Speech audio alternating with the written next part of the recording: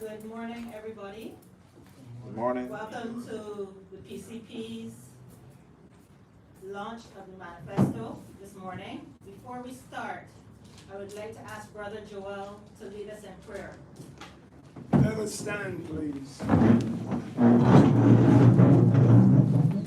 Most gracious and heavenly Father in heaven this morning, we come before you, Lord, at this time and ask that your holy presence be with us and guide us in whatever we do and discuss here this morning, Lord. We ask that it would be a blessing not only to us but to the community and to the country at large, Lord, in distribution of the book, these manifestos this morning, Lord, that the country would see them and look at them and give a careful and thoughtful look towards them, Lord, and accept them and do whatever is in their interest, Lord, and that you would bless them and guide the hands that receive them, I pray. In Jesus' name, amen. Amen. Please be seated.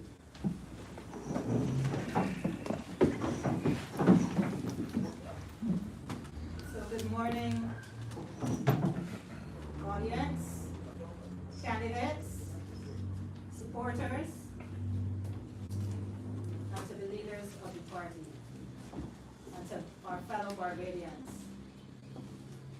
The PCP stands for the People's Coalition for Progress. It encompasses three parties, which are the New National Party, the United Progressive Party, and Conservative Barbados Leadership Party.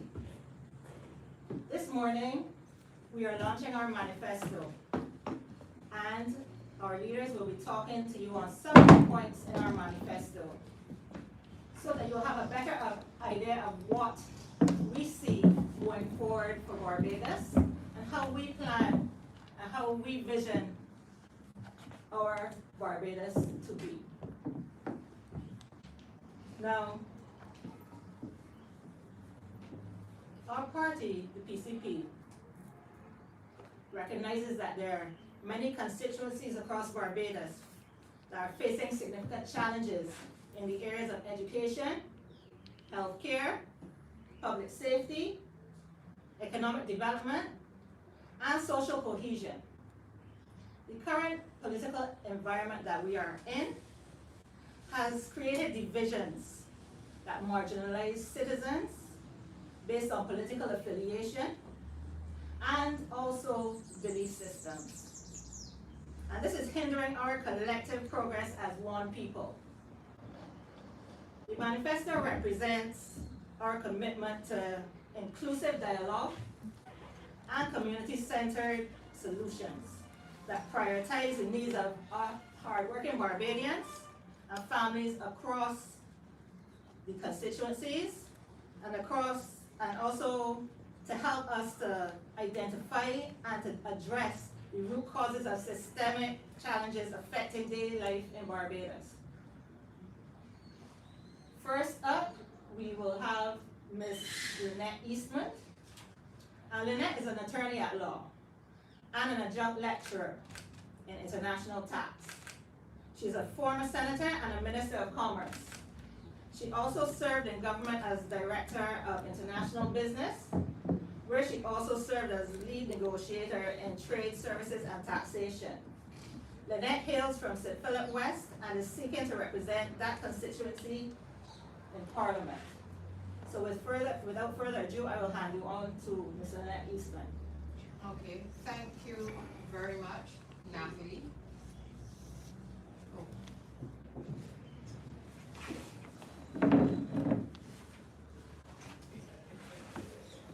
Thank you very much, Natalie.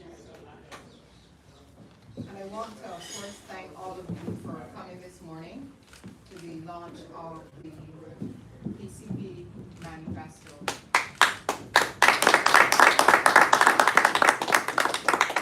I want to thank especially the press. I know that you have many engagements around this time, so I want to thank you for taking the time to come to listen to our presentation today. So you would know that normally political top of a platform, which in truth doesn't really make a lot of sense. Because in a situation like that, they're just talking at you, saying what's in their manifesto. This forum that we've created today is one where we are opening dialogue on our manifesto with you, the people. So this is going to be our commitment for a 5-year term to engage in the activities that are set out in our manifesto. We have set it out in such a way where we identify the issues and we set out an action plan for how we believe these issues can be addressed. So that is why we've taken this format today, because we intend to have a continual dialogue with the people of Barbados that has already started and that will continue.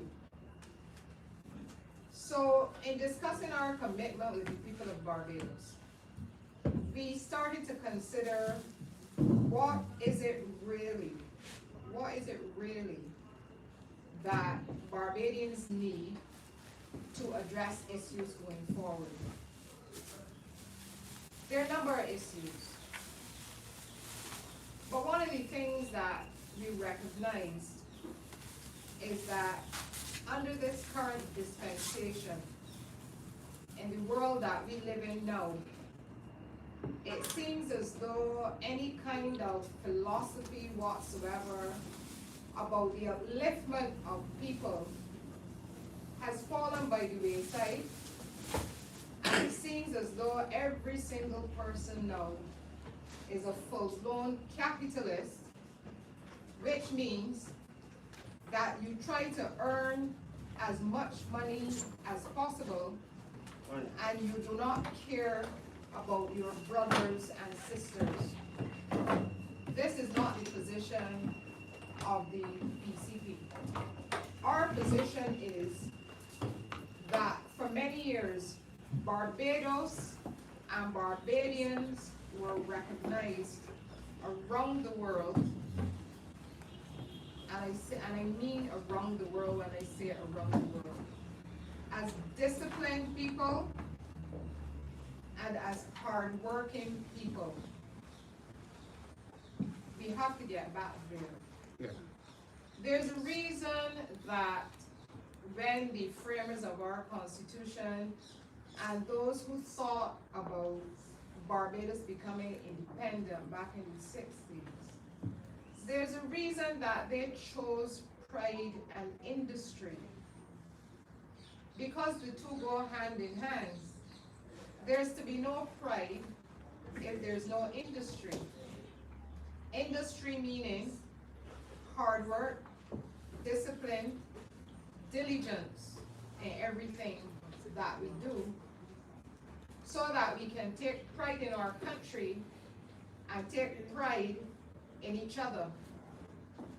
And that's what our motto is about. And we would like to get back there, where 1, we are our brother's keeper, 2, we work hard, and 3, we can be proud of who we are as Barbadians. Some of that has been taken away from us, and I would put some of that blame on the political class, a class to which I belong. But because politicians have become overwhelmed with seeking the vote, of staying in power, they have forgotten the people. Because I do think it is true what the Bible says. You cannot serve 2 masters. If you're elected in Parliament and in government, is power, privilege, and possessions, you can't serve the people at the same time. Not at all. You can't. Not not if that is your objective. And we have seen over many years now that politicians, when they win a seat, they believe that they have won. And there's nothing else to do but no, get as much as they can for themselves. There are politicians in Barbados who talked about individuals getting a share of the fatted calf, and that was accepted by Barbadians. There are politicians who have said that if there are any big works, they have to come through me. And Barbadians accepted that, but that's absolutely wrong. That's corruption. Feeding the fatted calf is corruption as well. And somehow, because these things were spoken probably with a cadence and a nuance that sounded sweet to us, we accepted it. But the PCP is not about that, and you will hear our colleagues speak on these issues. We want Barbadians to live in a happy and a safe environment. Yeah. And the big issue that has come before us is the level of crime and violence, which is impacting many Barbadians. I remember once upon a time when anybody died in Barbados, whether we knew them or not, even if it was a car accident or a drowning, every Barbadian felt it. We were upset by it. And now, every other day, you hear that somebody is dead, shot, sometimes just walking up to the individual and shooting them. And a lot of these are young people. Now, there are many of you who would say you have no calling in the courts of Barbados and you don't go to the courts. But if every day you could see the parade of young men in their prime before the courts, shackled, sometimes hands and feet, you would wonder what is going on in Barbados. You see one or two in the newspapers, but I will tell you on any given day, you probably have about 50 before the courts for various crimes. Now, in my view, there are some people who say, blame the mother or blame the father. But this is why I'm saying that we have to get back to the Barbados of old. It's not going to be the same, but there are principles that you can pull out. And as I said, we are meant to be our brother's keeper. So back in the day, if a young man was going astray, his mother might say, well, he don't listen to me, but he might listen to the school teacher down the road. He might listen to the truck driver. Yeah. Those people will put him right. Yeah. But we have a situation these days where it seems as though it is every man for himself. We want to get back to a situation where it is not like that. One of the things that brought young men together with older men and women who could guide them was through community action. Yeah.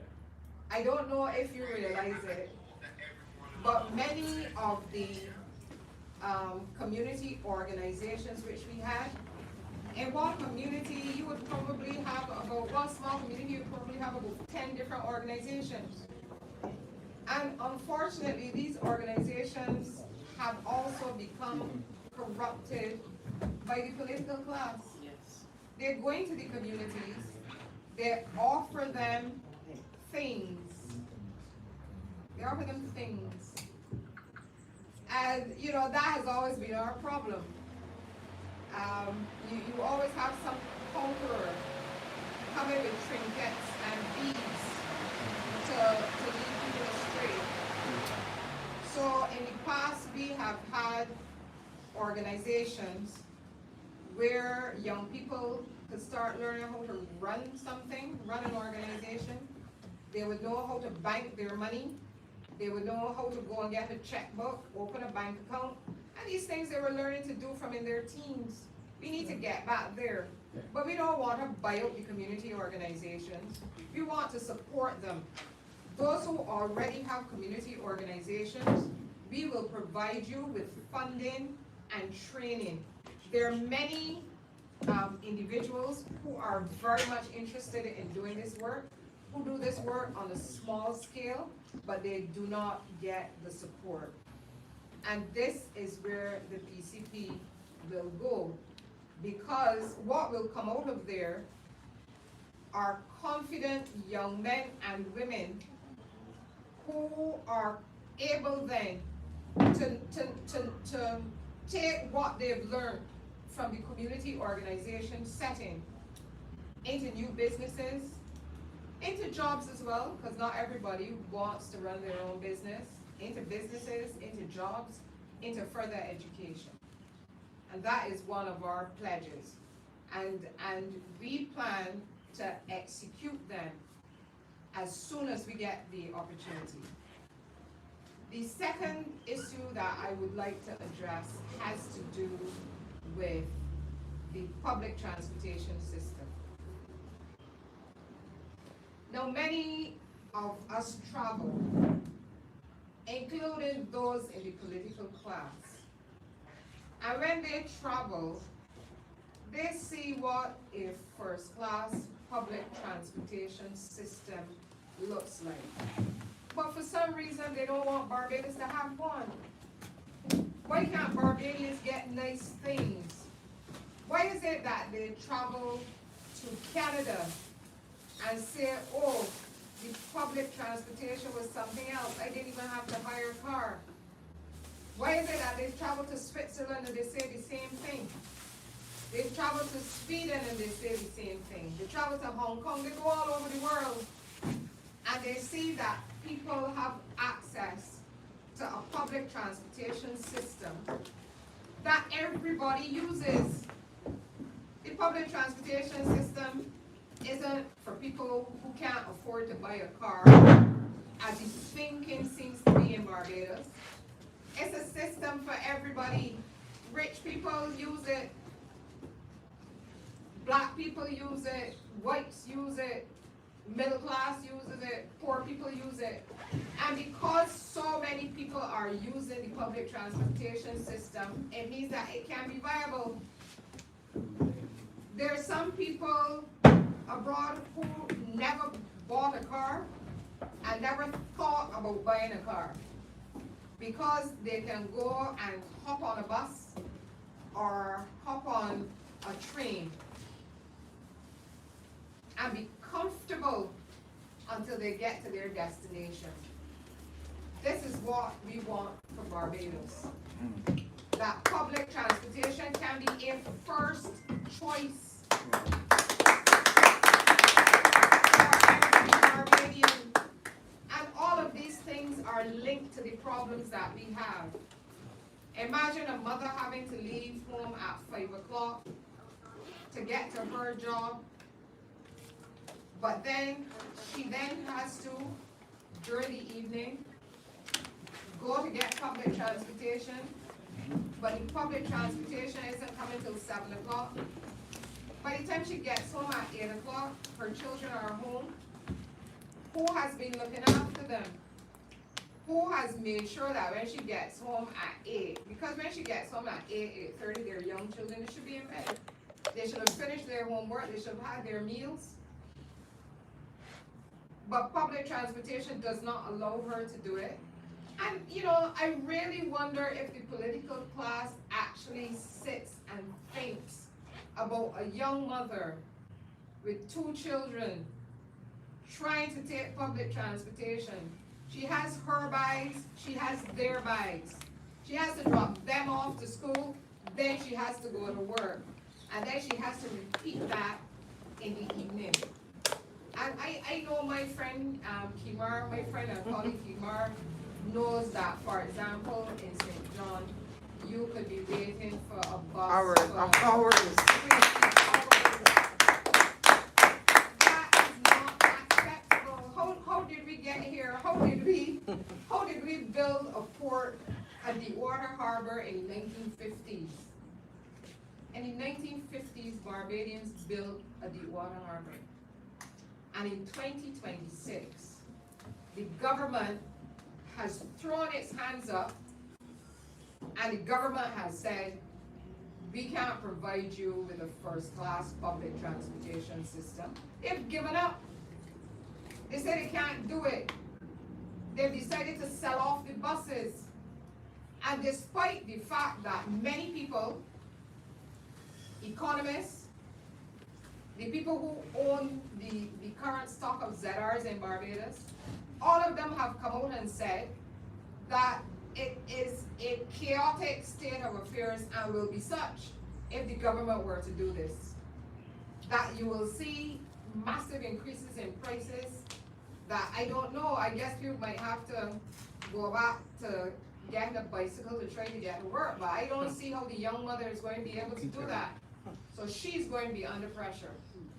But this government who is asking you to give them an opportunity, they've told you already that they've given up on you. They've given up on you because the most critical thing to Barbadians must be transportation. It's transportation. And there are many Barbadians who would prefer not to have the maintenance of a car. They would prefer not to have it. And then at some point in our Barbadians, because we are very concerned with the elderly as well, how they manage. So after a certain age, you don't want to drive anymore. Even if you could, you don't really want to do it. It would be wonderful if you could get public transportation to address these issues. So, the last thing I would like to speak on that we've referred to in our manifesto, in terms of education.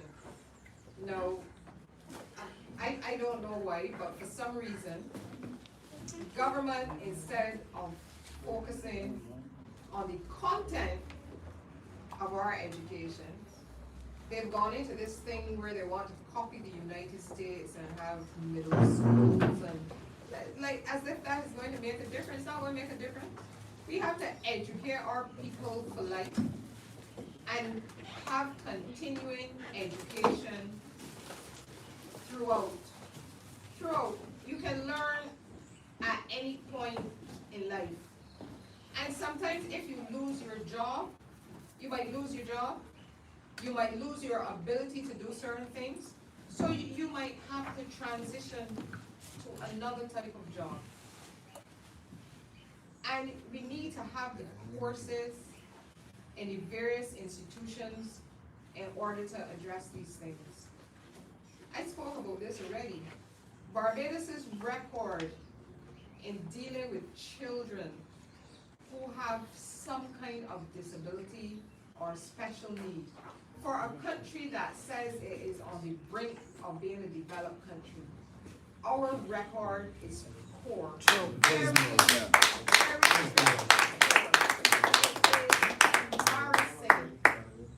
We still treat individuals who have some disability as if their brain isn't functioning. Because their eyes might not be functioning, their tongue might not be functioning, but they still have a brain. And our intention is to ensure that every single Barbadian can lead a fulfilling life. Yes. That's right. Yeah. The government must put more resources into assisting these young people, so that they can make, because they can make a contribution, you know. It isn't that you'll be putting money in them and you're not going to get anything back. The society will get something back. They will be able to work. They will be able to sign up for NIS. They'll be able to pay into NIS. So it isn't like we're not going to get anything back. Stop treating them as though they have no capability. They do. They have capacity.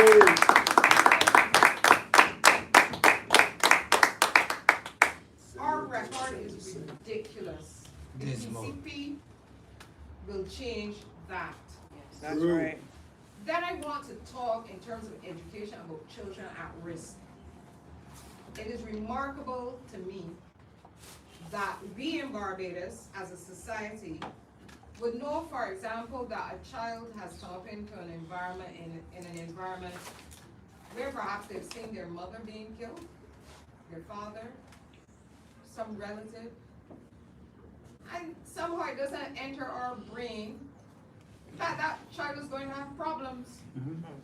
So I've seen children who experienced that when they were young, then I see them in the court system.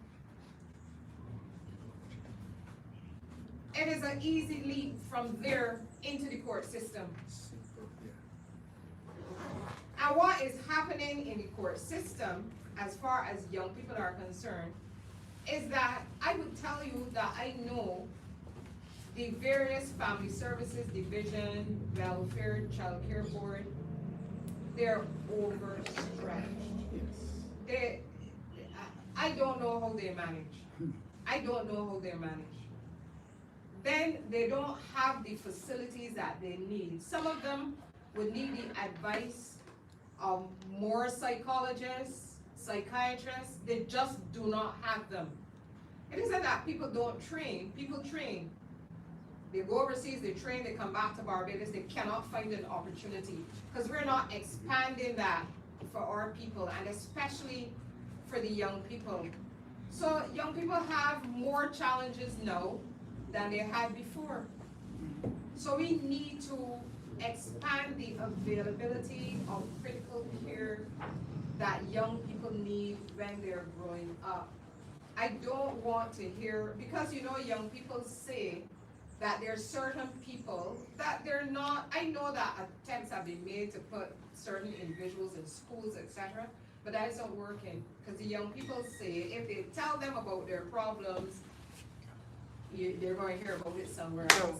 So we need somebody, we need a cadre of individuals who can help our young people in that way. So our young people who are at risk, please, the PCP, the People's Coalition, will ensure that we help them so that you don't see them in court wearing shackles.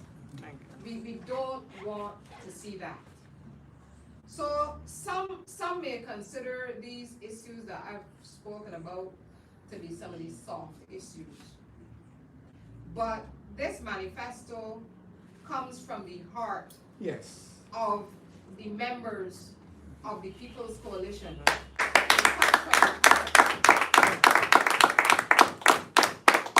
Many of us are guided by the Almighty.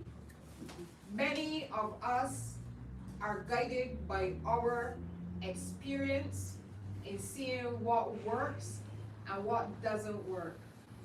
And we're guided by the fact that we believe that Barbados needs to return to a philosophy where it isn't about materialism, it isn't just about bling, but it is about having some philosophy about development. And this is our development plan, not for the East Coast and West Coast, but for the people of Barbados.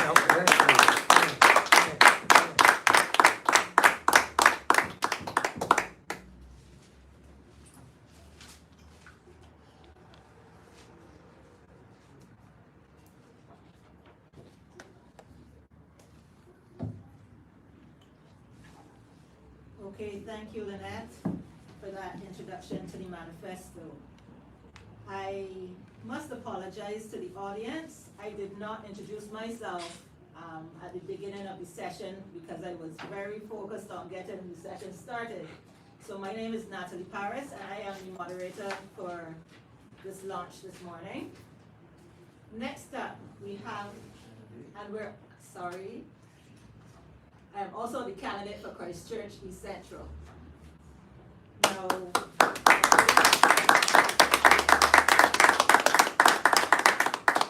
up next, we have the candidate for the City of Bridgetown, and this is Mr. Corey Beckles.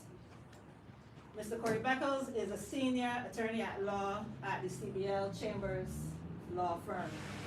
He has a passion for sharing and dispensing information to the public. He has shared his legal expertise in conferences, seminars, interviews, radio programs, as well as in our local newspapers for the past, say, 10 years. During the last 4 years, Mr. Beckles has advocated vigorously for the health and prosperity of our elderly on this island.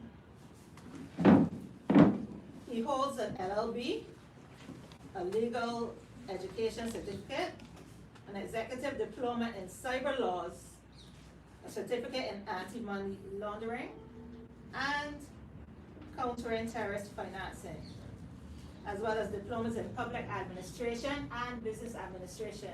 So you can see that he has a wealth of knowledge academically as well as experientially. And at this time, I will now pass you over to Mr. Corey Beckles to lead us on a conversation on governance.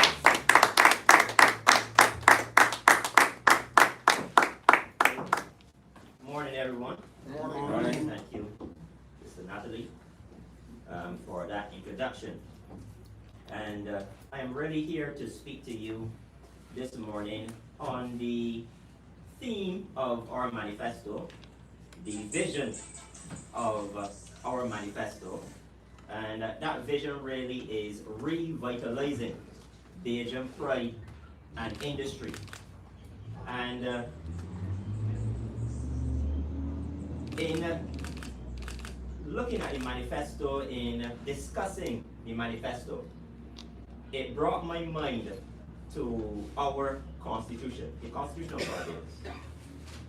And for several years, we in this country, particularly those who governed us for quite some time, they do not, and we do not operate like if we have a constitution. That's right. We don't operate like if there is something within the constitution called fundamental rights and freedoms.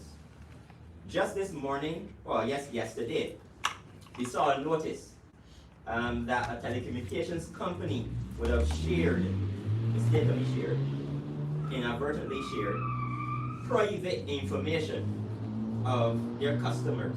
And this went all throughout cyberspace. And I really want to know what is going to be the response, because these things have happened on several occasions within the last 5 years.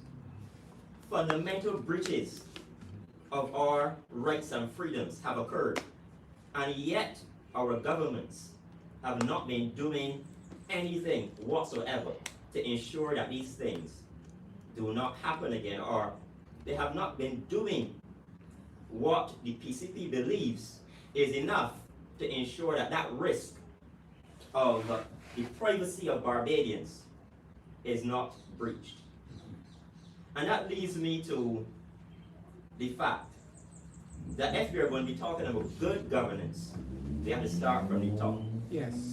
If we are going to be talking about good governance, we have to look at our parliamentary process.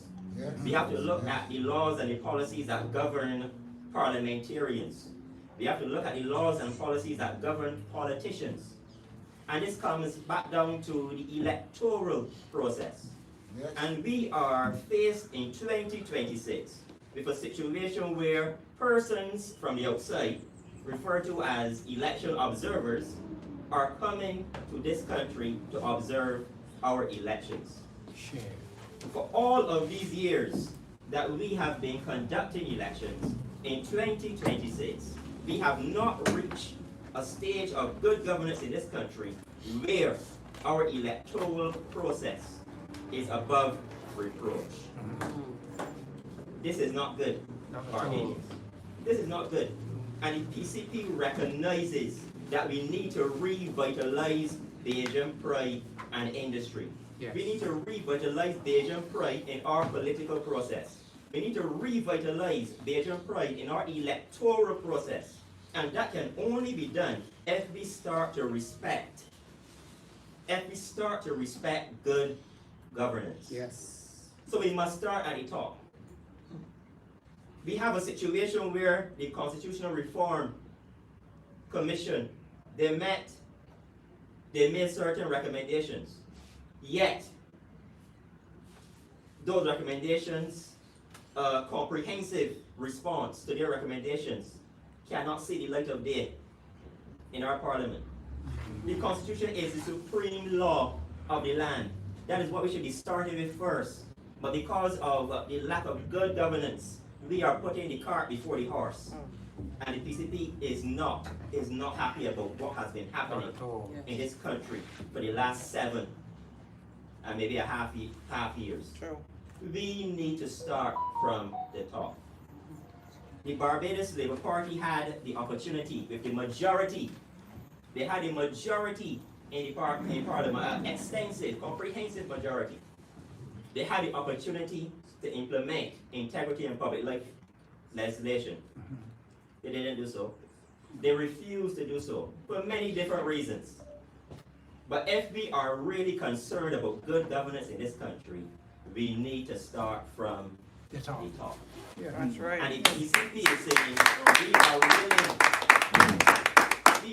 start from the top, not at the bottom.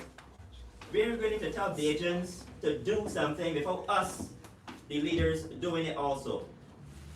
The leaders must lead from the front, not the back.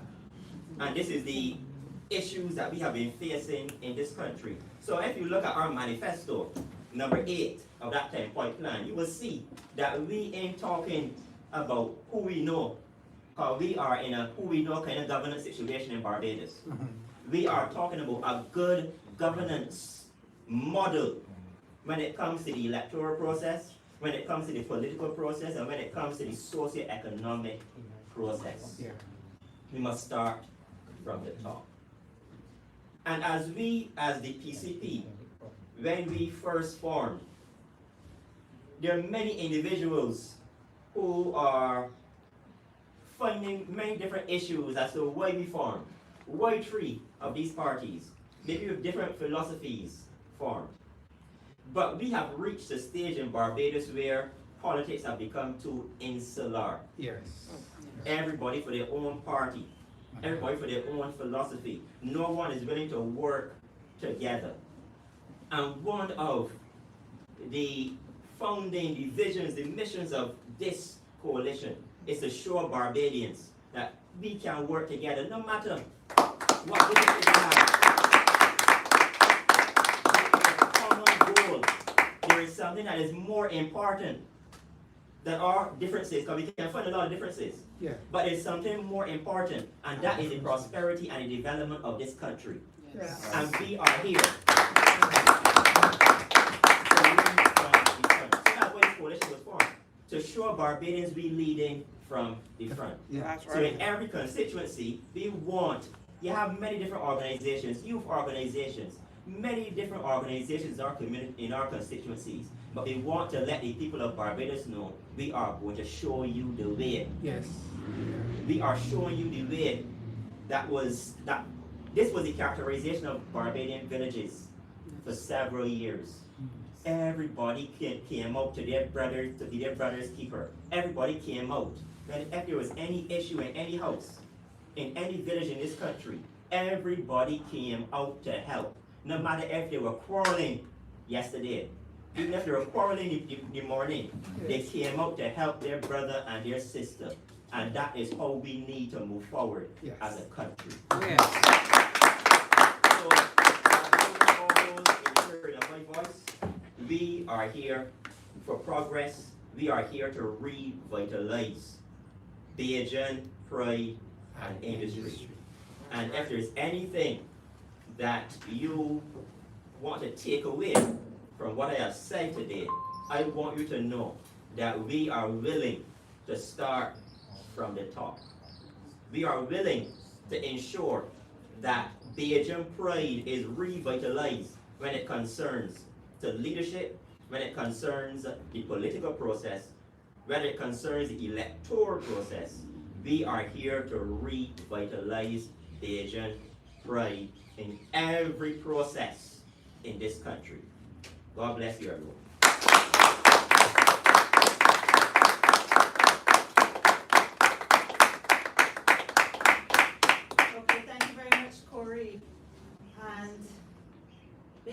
what Corey has said. I think that this is an integral time for me to indicate that over the past several decades, Barbados has experienced a noticeable slowdown in its development. Even as many other nations benefiting from stability like ours continues to advance. And we must ask ourselves, why is this? This period of stagnation signals the need for intentional action to revive the nation's traditional values of hard work and strategic progress. And I think that is what you've been hearing from the last two leaders that have spoken. Now, I would like to introduce the leader of the new National Party, somebody that everybody knows. He is becoming a household name. His name is Mr. Kemar Stewart. I'm not finished. He is an economist and an advocate for the Barbadian public. He is selfless in what he does, and I will now hand on to Mr. Kemar Stewart, who is also the candidate for St. John, Barbados.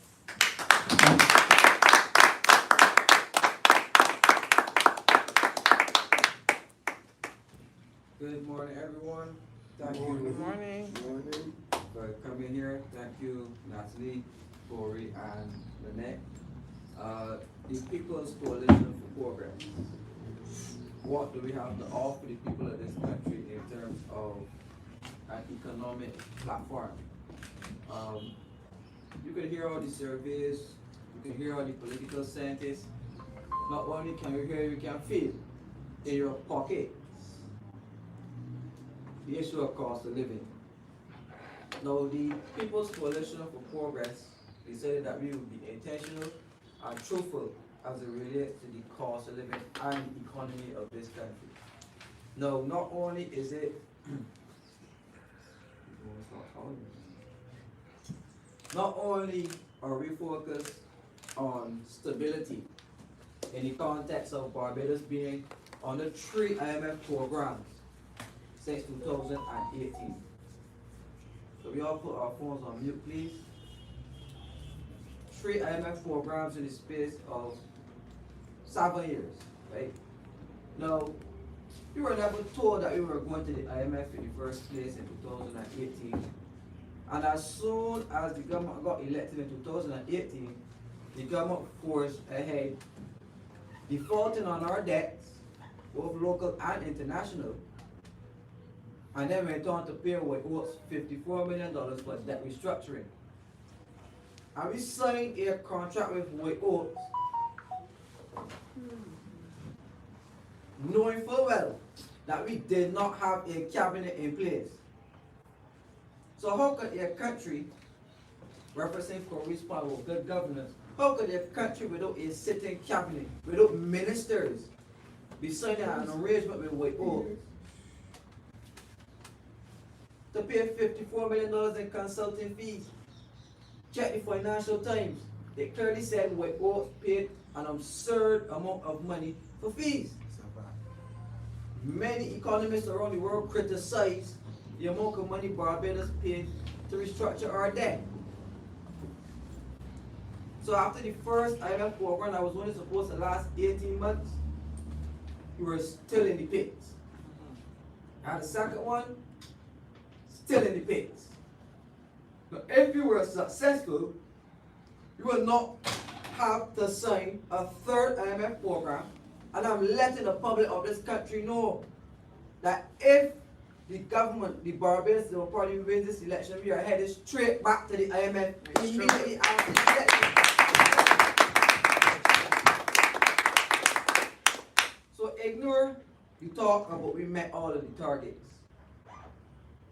I'm gonna give you one target that the government reported to the country that they passed, but when we investigated it, they failed. And this policy is a part of our platform as a coalition. A public register of contracts. We're all publicly issued contracts to be listed at Kaipo, or what they call Business Barbados, for the public to go and see the name of that contract, the value of that contract, the contractor who received that contract, giving the public full transparency in government and in governance. Now, if we had that public register contract, a policy that was included in every IMF report from 2018, the government reported that they passed it, but when I personally went to Kaipo had no idea about what is called a public register contract, which means that the government told us bold-faced lies. That's right. So the Ministry of Finance, we have three ministers. The Prime Minister, K. McConney, Ryan Strachan. At the time we have Marshall Caddo. Notwithstanding the largest economic team ever to tackle the issues of economy and finance in this country, Chris Sinclair did his job solo, regardless if he did it good or bad. Owen Alford did the job. Tom Adams did the job. They didn't have 3 and 4 ministers in the same ministry and 10 consultants. So where's Avinash Prasad today? Where's Clive Mansfield today? Nobody knows. Are they still being paid taxpayers' money to consult for the government? Yes. So we, as a party, are saying that transparency matters. Yeah.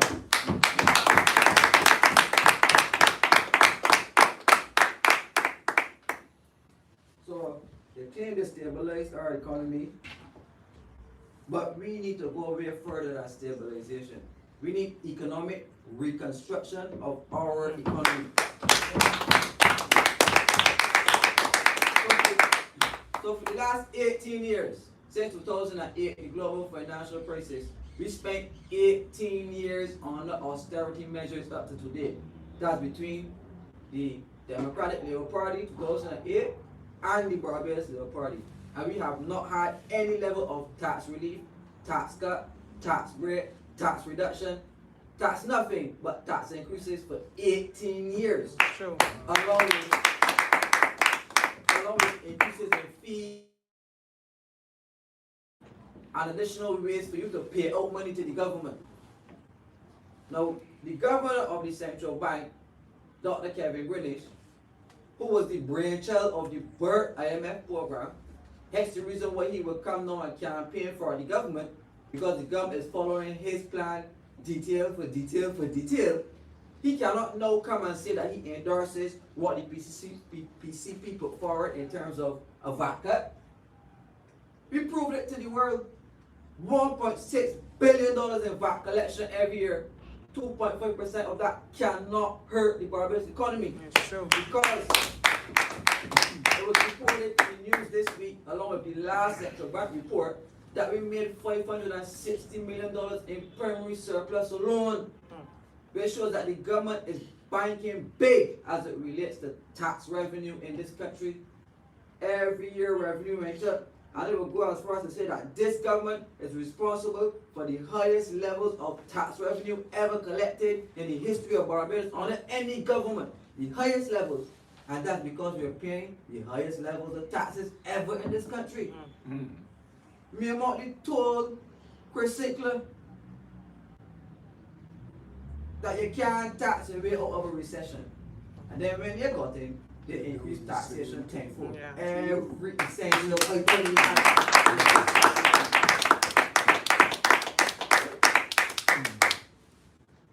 I am looking for a document here. This will give you the tax revenue every year collected since 2018. Total revenue. In 2019 and 20, $2.9 billion in total revenue. 2020, as you know, that was COVID, 2.5 billion. 2021, 2.8 billion. 2022, 3.3 billion. 2023, 3.3 billion again. 2024 to 2025, 3.9 billion in total revenue. Between April and December 2025, the government already made $2.9 billion, and we still have 3 more months into the financial year. Wow. So every year consistently the government has been making more and more revenues. And that is because the taxes are overperforming in terms of collection. But you can't get no VAT cut. You can't get no duty cut. You can't get no reduction. These people are economic liars to the country.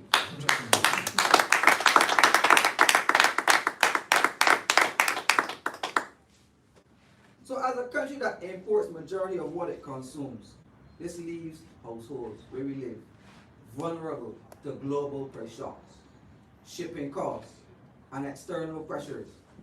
External pressures, right now, we see the United States taking up dominance in our side of the hemisphere.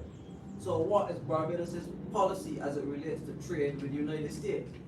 The United States is our largest trading partner. But still we are seeing the government pivoting over to other interests. When the idea of tariffs came up, the government put up this big song and dance and misleading story about how it's going to hurt Barbados' economy, these 10% tariffs. And it was such a measly increase that the government could afford to pay tenfold. But because the government has a specific agenda to change Barbados' foreign policy and therefore impact our economy, to collaborate with other countries, we are facing the repercussions of making such decisions. What are we going to do as these global shocks go up? Oil prices, if oil prices go up substantially in Barbados again, all of us are going to feel it. Light bills to go up, water bills to go up, gas prices to go up, although we pay almost the highest gas price in the Caribbean to go up, food prices and go up, housing and go up, everything is going to go up. Hence the reason why the government is borrowing all of these foreign reserves. That's another problem, Corey. The debt that we borrowed. Now, as usual, we bring figures to back up our statements. Now, it's being said to the country that our debt to GDP is now below 100%. How did it get there? Through one of the most draconian debt restructurings ever in history of the world. With only Russia, Ukraine, and Uruguay doing a similar type of debt restructuring that Barbados did. And that was to restructure treasury bills. Whereas if you had $1,000 and you chose to invest that $1,000 in government paper, the government got in and decided, well, look, we ain't paying you no money. Have nothing for you. But in exchange, we wrote off $1.6 billion in VAT and income tax for the business community. True. So we are saying as a coalition that should we take the reins of government, we will be offering the households of this country, the domestic households, a write-off of all arrears owed to the Barbados Water Authority.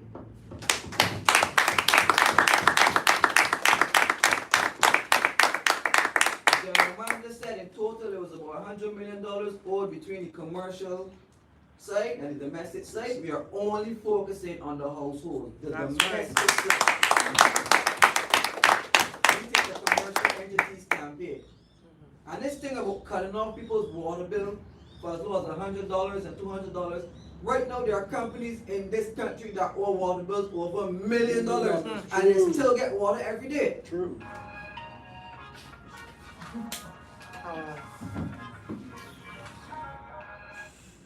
All phones on silent, please. Crazy. So as we were saying, these commercial entities can pay, local households they can't pay, so we will assist them to pay. So let me quote some figures for you. You spoke about debt and the growing level of debt in this country. Now, external debt in Barbados, when the Democratic Labour Party left office, was just over 1.some billion in external debt. In 2019, that external debt increased to $3 billion. By 2020, it went up to $3.9 billion. By 2021, it went up to $4.4 billion. By 2022, it went up to $5.1 billion. The following year, $5.6 billion. And in 2024, $5.7 billion. And between April and December 2025, we are already up at $5.8 billion in external debt alone. Right? Our government's fiscal deficit is growing because, at least for this year alone, we had to pay $2.1 billion in just interest payments alone. Hence the reason the QEH has to suffer. Polyclinics can't get supplies because we got to pay all the money in interest. The amount of roads that need to be done can't be done because we got to pay the money in interest. The work project, the corrupt work project that can't get off the ground, don't have money to build houses. They promised us 10,000 houses, can't get them built because they're constantly paying up the money in interest because the government borrowing foreign debt. Where will that lead us? This is not only a local problem. This problem of interest stretches as far as the United States, where our Prime Minister had to go to the United States to testify in front of the American Senate or Congress or state or whatever it was, arguing that interest rates attached to the LIBOR, the London Interbank Rate, given the fact that there are any world shops, interest rates on these cheap loans, the IMF, the World Bank, etc., the multilateral institutions, that the interest rates on these loans are automatically going up. So Barbados went from paying 1% interest on loans to 4% in loans. Any other world shops, that will jump to 7%. Another world shop, that will jump to 11%. And that's danger territory for this country. So what is our plan to tackle this? Economic diversification. We need to move away from just tourism. Tourism is not yielding us the benefits that it once did. That just sounds like fancy. Just move away from tourism, move into what? This manifesto right here speaks to that. It speaks to agriculture.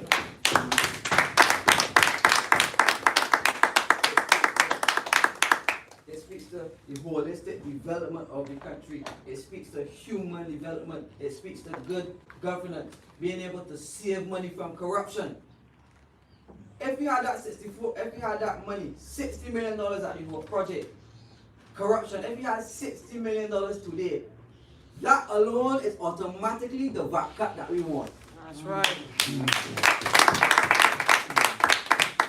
if the PPP is elected and we decide to go after the corrupt ministers and the contractors who receive the money, know that they receive money for work not done, and we decided to lead a financial investigative team to recover that money from the hook, the people of this country will benefit from that VAT reduction today. We're not threatening anybody, but we are promising that we will be recovering all outstanding government monies paid to people for shoddy work.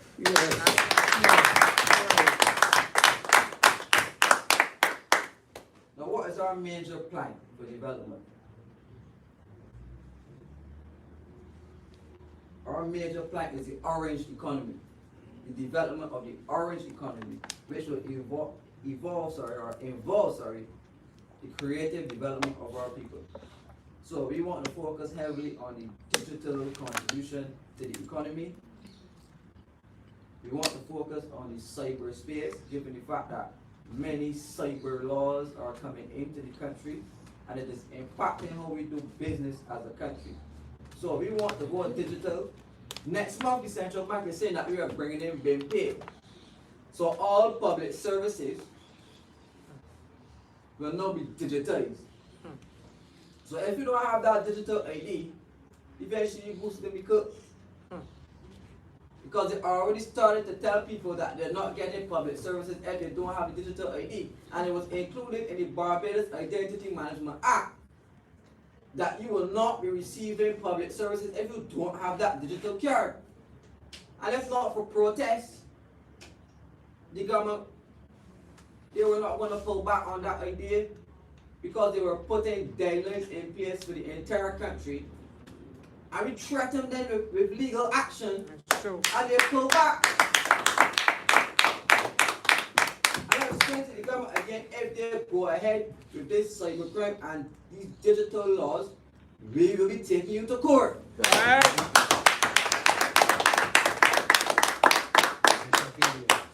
Since the BLP is taking ideas from the JLP Manifesto in Jamaica, and let's give a shout out to Prime Minister Andrew Holness.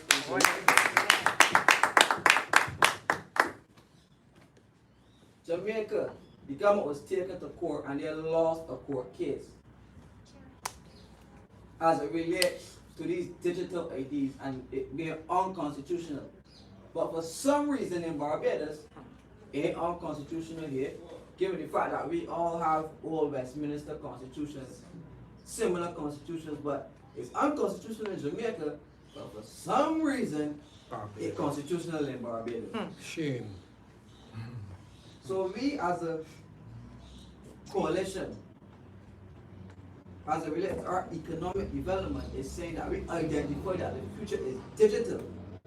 However, this digital participation does not need to impede on the rights, the constitutional rights of the people. The digital imprint can be used to push our economy forward. All of the young people are on TikTok, YouTube, Instagram, Facebook, and everything, and they want to be paid for that. So we are proposing that we will monetize all social media pages to allow our creative sector to develop and allow the young people to get work in the digital space, and not just the young, because we see multi-generations on social media, and they can be paid for that. Earn foreign exchange, right? Because earning foreign exchange should be critical to pay down all of these external loans. And when my money gone, we still got to be paying back loans.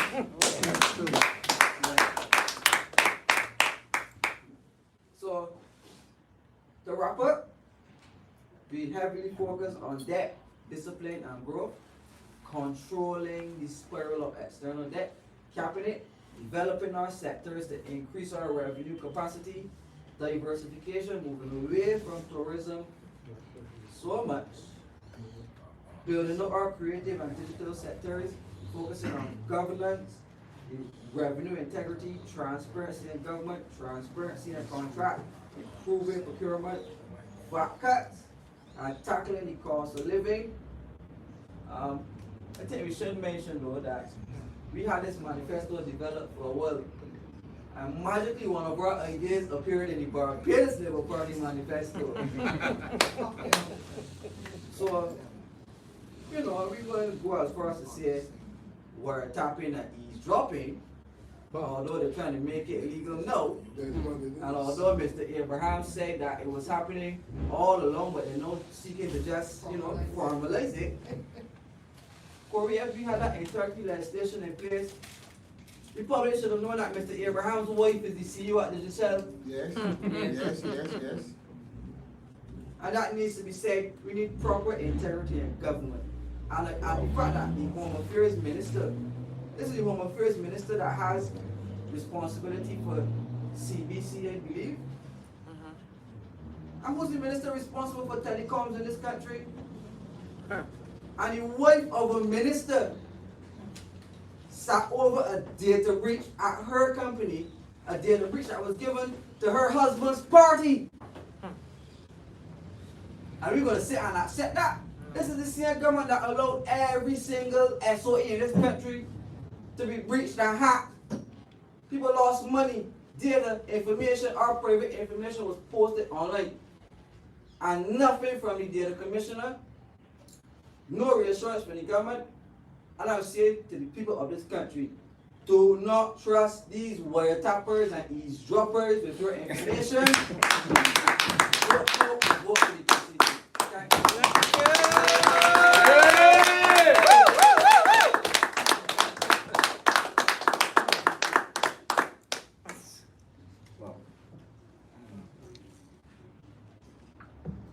Well, thank you, Mr. Keymarster. We can see how passionate this candidate for St. John is. Definitely, definitely. What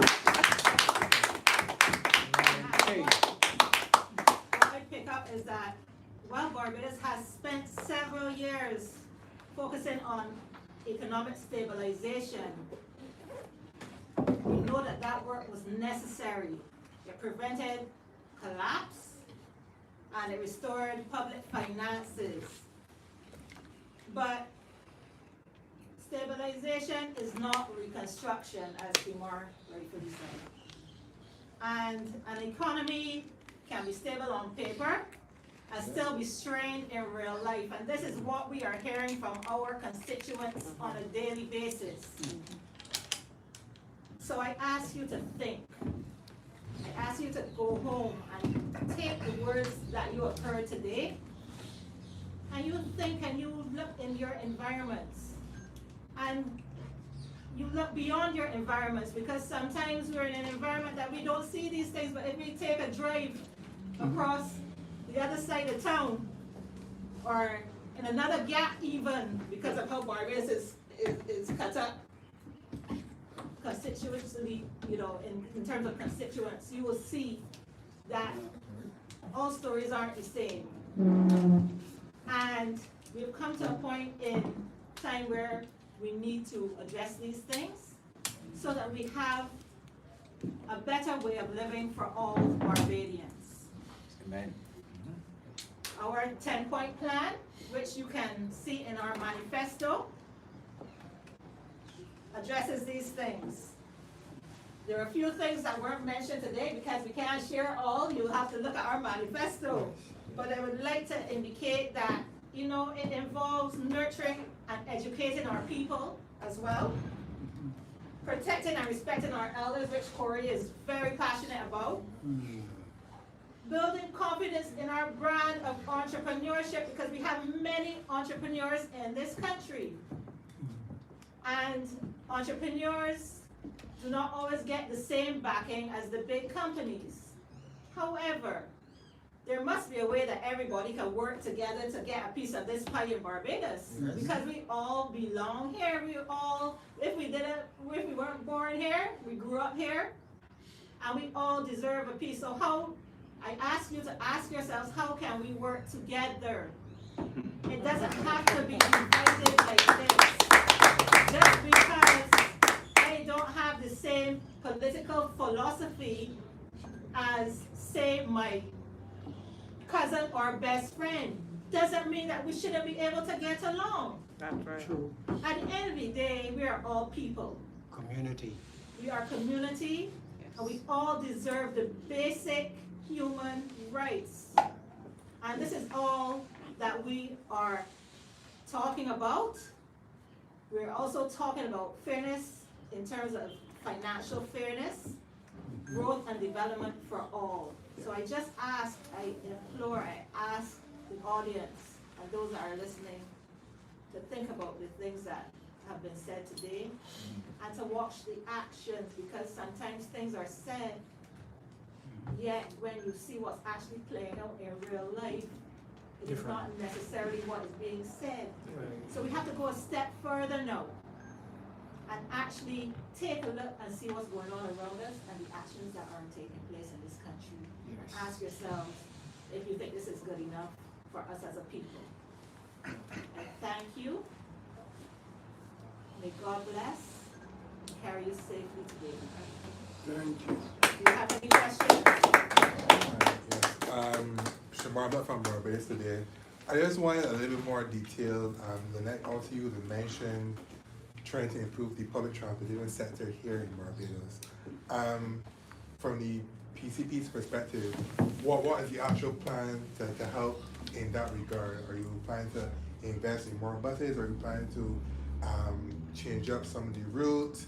in terms of making, I know Roy Raphael would have mentioned having transit hubs scattered around the island to help persons get from, let's say, the country to their jobs to the north or to the south. And how exactly does the PCP plan to help in that regard? Well, I am at heart a researcher. I don't start doing anything unless I do a proper survey. What has to happen is that there has to be a proper survey of the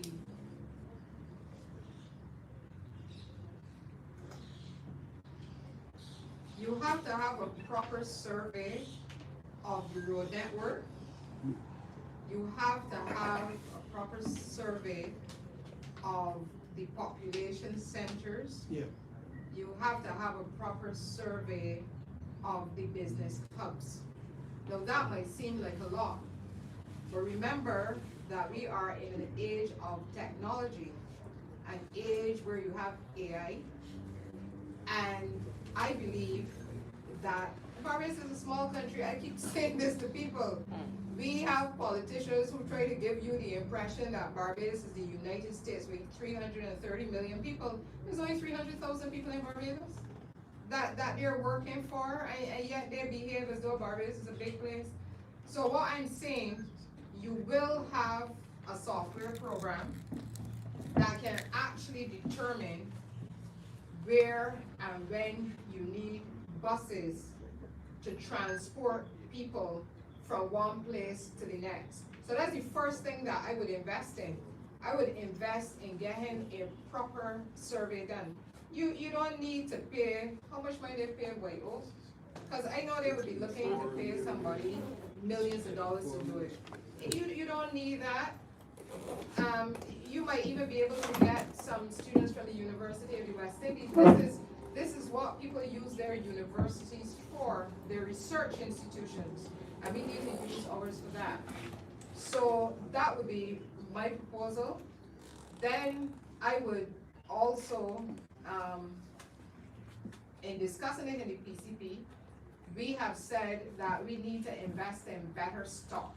Now we know that the government doesn't own all of the buses, but we need to provide incentives so that the type of vehicles, we want our vehicles to be well maintained, we want them to be clean. Some people like the idea of people running up and down and working in that way. We don't want people to be working in that way. We want for when you get onto a bus, that it is safe, it is clean, it is comfortable, so that your young child, you can even walk your young child to the bus stop and put them on the bus and they will get where they're going.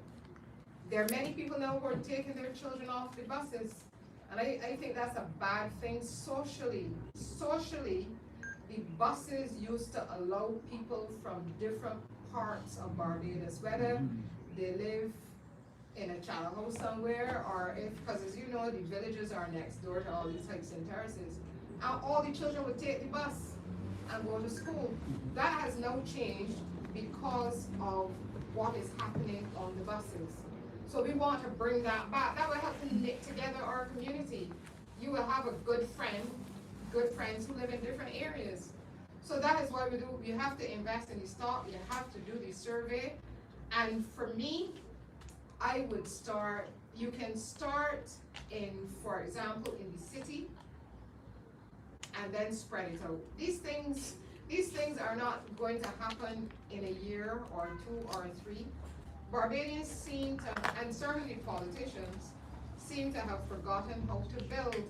When we built out the education system, we didn't start with 40 schools. We started with 1 and 2, and we built out. That is what you do. We didn't start with the number of polyclinics that we had. We started with 1 or 2, and you built out.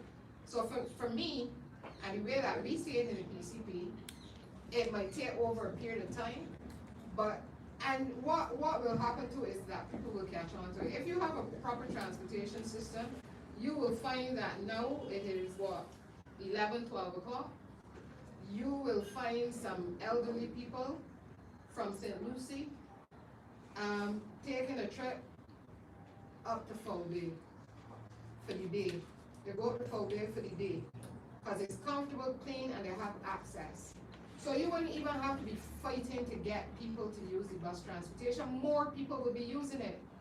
Because now, as soon as people retire, they'll be traveling all over Barbados. Once there is a proper system and the buses are connected, so that you don't find that they have to get off in 6 rows and walk up to Foul Bay. Because that's what's happening now, True. right? So more people will use the transportation system. If you have a party for children, you might find yourself putting 20 children on a bus, the normal bus, and going down to River Bay. So the politicians have been very, I don't know, I just think they're not thinking about us anymore. They're not, they're thinking about getting in there and being able to go to hotels. Man, I would think that if you went to one hotel and had a breakfast somewhere in some fancy hotel, I mean, how many times you want to do that? It's going to be the same thing over and over again. There's so many croissants that you can eat, you know? So, look, you do it once, you do it twice, you ain't going to do it all the time. Start thinking about the people. Again, they've forgotten about us. The tourists will use the bus system too, just like when you go to England and you want to go to Trafalgar Square, or you want to go and see the sights, or even if you want to go to Wales, you take public transportation. If you decide that you want to go next door and go to Wales, you take public transportation. It don't mean a big thing. You pay the money, you get on, and you go. You can even go by yourself. You understand that? You can go by yourself. That's what we want. We want nice things for Barbadians. We want Barbadians to stop having to say, oh, you know, I went to England and it was so sweet. I went across to Scotland, you know, and here you can't do anything like that. We want nice things for Barbadians. They deserve it. And as Kimar has pointed out, the government is collecting the money that we could start doing these things. True. What's stopping us from doing them? Nothing. True.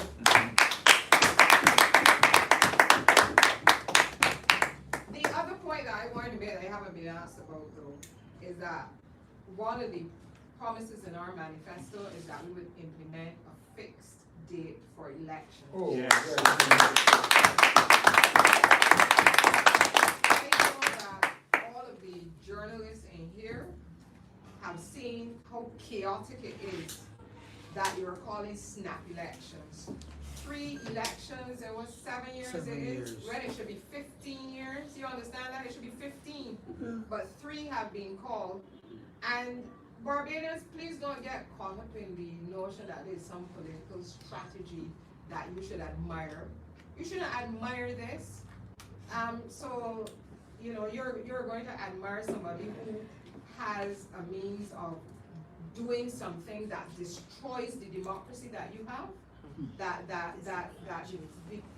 our forefathers built up from universal adult suffrage. And the politicians before, the prime ministers, used to respect the fact that it was 5 years, so they would go close to 5. Now you have chaos. So can you call the next election in 2028? Because people seem to be telling me, oh, she could call it any time. No, I cannot agree with that. If that had to happen, we would have to go to court. Yes. We would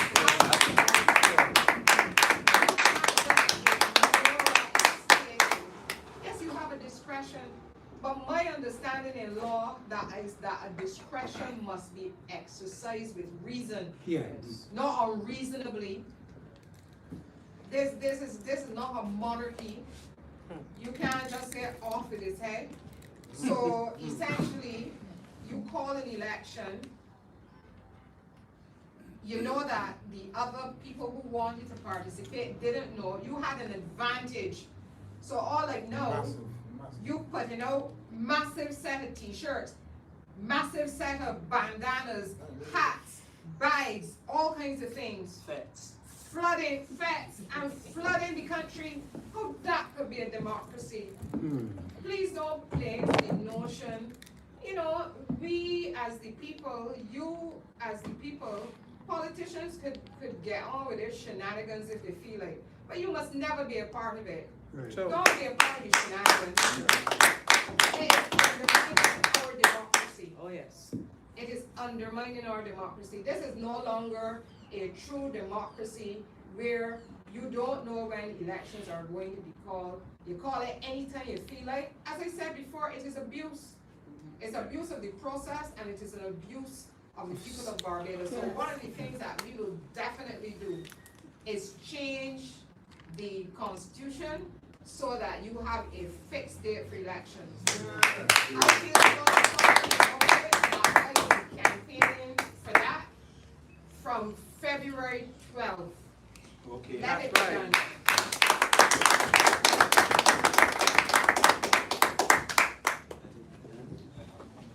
Any other questions? My question would be to Mr. Stewart, because you would have mentioned a move towards the orange economy, and that will go hand in hand with the creative sector. And in that, there's been, with the prevalence of artificial intelligence, where we've seen some of this proliferation of images that will sometimes cut the work away from the creatives and so forth. It's been happening a lot.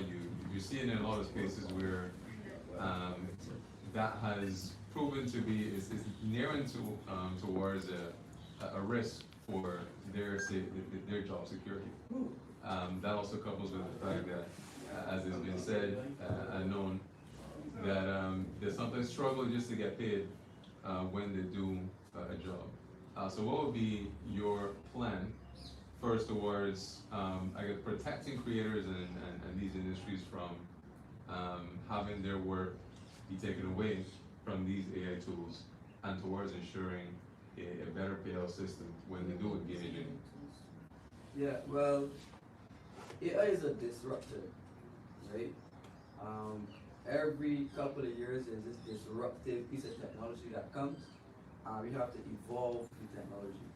So the work may not be available in you creating, but the work may be available in the use of the AI on the software side, right? So being able to use the AI to improve the work that you're doing may be the way to go, because we can't necessarily stop the infusion of AI into Barbados.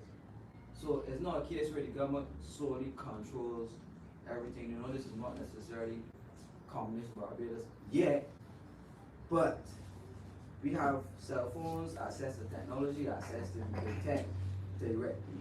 So our goal as people is to recognize the disruption, integrate the disruptive technology into our work processes and other processes, and use it to develop itself and be able to monetize with the AI. So traditionally people wrote stories, but now the AI could generate stories for you. You just have to edit it according to how you want it. So that cuts down your amount of time as a journalist that you have to get original stories, right? Now if you decide not to use the technology, you go back to writing stories. So it took you half hour to write a story, the AI can give you that story in half a minute. So that improves your productivity. It also saves time, energy, etc. And it can help to improve the revenues of every business wants to use it correctly and not necessarily see it as, you know, this monster that's coming to take away everything from you. Can I just make a little comment on that? I would also say we have to take into account that in terms of whatever we do, we're small. Now, the persons that might be concerned, the creators that might be concerned, are if you have an agency and you have 100 writers, but there's nowhere in Barbados that there are 100 writers.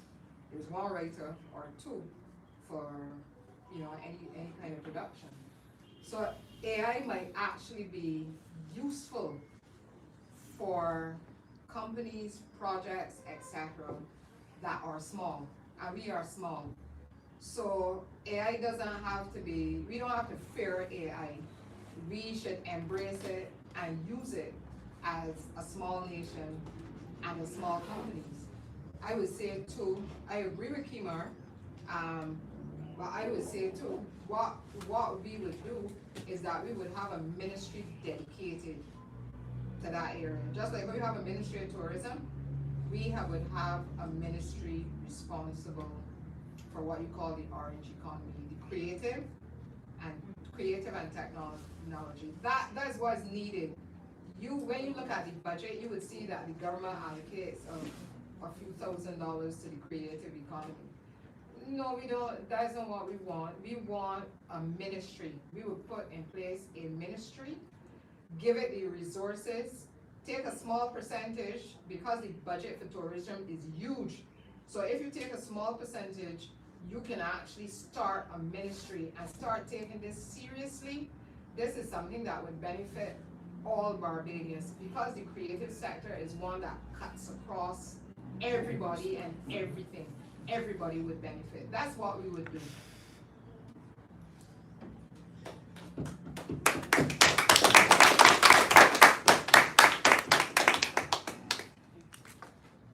Any further questions? That's it. That's it. Okay, well, thank you again for coming. Be safe and be well.